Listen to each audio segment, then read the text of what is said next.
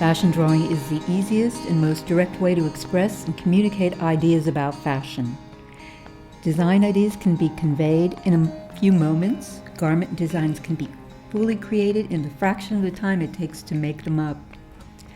Clothes take their shape and form, their life from the body underneath. Unless we can draw the figure correctly using the right sizes and proportions, we will not be able to draw the clothes correctly. The figure underneath influences every aspect of the clothing. Not everyone has a gift for drawing the human figure, notoriously difficult for artists, but we're going to learn to draw it using a system based on measurements and the similarity of the different parts of the body to simple geometric shapes. This system has been proved to be effective to learn to draw the figure as quickly as possible. The natural figure is equivalent length to 7.5 or 8 heads. In fashion drawing, we make it longer, thinner, smaller head. We draw an idealized figure so that the clothes will be shown off to their best advantage. Also, a simplified figure to make it easier to draw. We call the 9-head figure a croquis. This is a French word for a sketch. I like to use a layout paper, white bond paper. It's very smooth and easy to draw on. I use a mechanical Draftmatic pencil, 0.5 millimeter, and a kneaded eraser. But before we begin to draw, we need to be relaxed.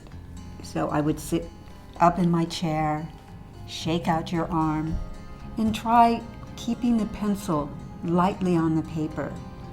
I would begin with this exercise. Put 2 dots down and drag your pencil from one dot to the other. Put more dots, dragging your pencil. And practice keeping a straight wrist and arm, relaxed hand, and slowly attaching the dots.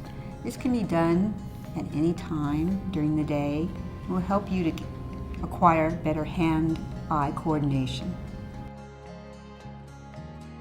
We're going to begin by working with a measurement of the head, the length of the head, approximately 1¼ inches to 1½ inches, which works nicely on this 14 by 17 inch paper. Here is a scale we measured out and drew ahead of time. I'm going to start drawing the head of the croquis figure, and I'm going to move down our scale. We're going to start at the top, which is a 0.0 to 0.1. This is where we're going to fill in the head, and I'm going to practice drawing this in the air so that I can make a symmetrical oval. And I often draw destination points on either side of the axis line so I can help guide my hand. So I'm going to practice until I feel comfortable, and when I do, I'm going to add a left side and bring from the top down through the right side. When I'm done with that, I can start the neck. Now the neck, we're going to bring down halfway between 1 and 2. So again, I can place in destination points. I can work from my head to the destination point of the neck on the left and the right, making a symmetrical cylinder, which is a half a unit or half a head.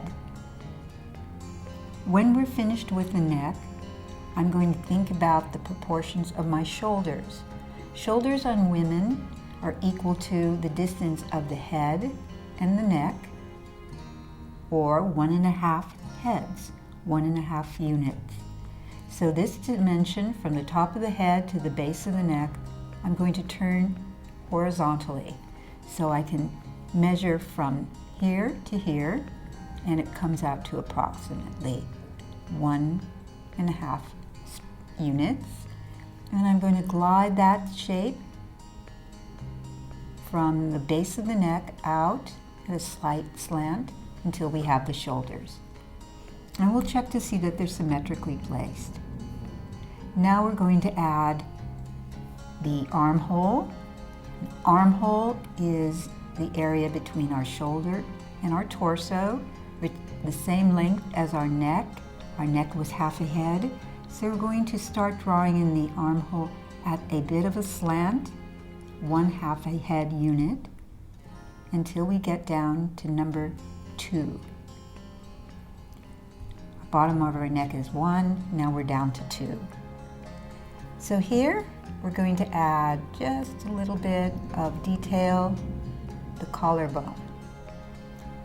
At number 2, if we place a point equally spaced from our edge, outer edge, to the center axis, we can find the apex of the bust, and we can draw in the shape of the bust line here.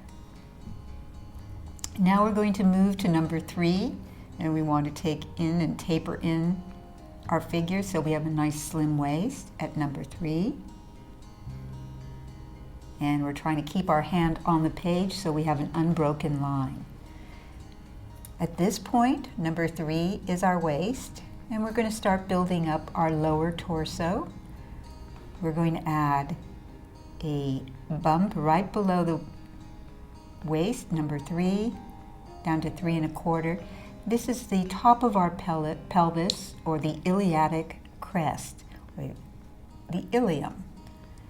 And it's very helpful to have this bone so that we will know how to begin to draw the hip at an angle that will extend as far as our shoulders on both sides. So as we move down to number 4, we're going to build out, making sure we're symmetrical again.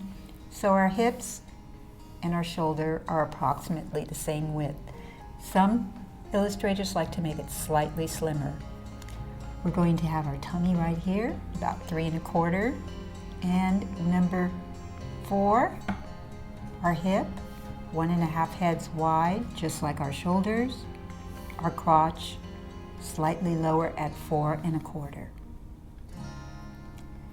Now we have the torso, and we're going to start to build up the legs.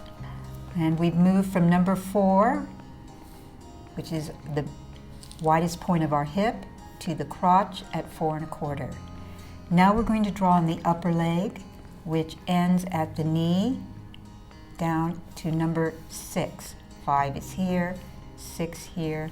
We're going to bring in, again, destination points so we know how to bring in from the widest point of the hip to the knee our line and create a symmetrical line on either side. We can just keep the legs together so it's not too difficult. And at number 6, we have our knee. So we've built the upper part of our leg, and now we're going to add on the lower part of our leg, knowing that there is a wide muscle, the calf muscle, at approximately 7. So I'm going to notch in my line a little bit to express a knee, and I'm going to start building up the lower part of the leg. Here we can just bring in the inner leg, and we're going to build up the calf at number 7 and taper it in. So our ankle is at number 9. We'll add on a little symbol for a foot. On the right side, I'm going to follow the same technique. 7 across for our calf muscle. We'll bring it into number 9. And we'll have our little flipper foot. And we have these extended legs, which are longer than natural legs. We're going to now go up and finish our figure by bringing the shoulder bone in right above the armhole so we don't extend the shoulders too wide. And now we're going to pull down the arm, the upper arm, so that it extends to the elbow at number 3. And we're going to extend the forearm down to number 4, tapering it at a slim wrist, and we could put in a symbol for a hand.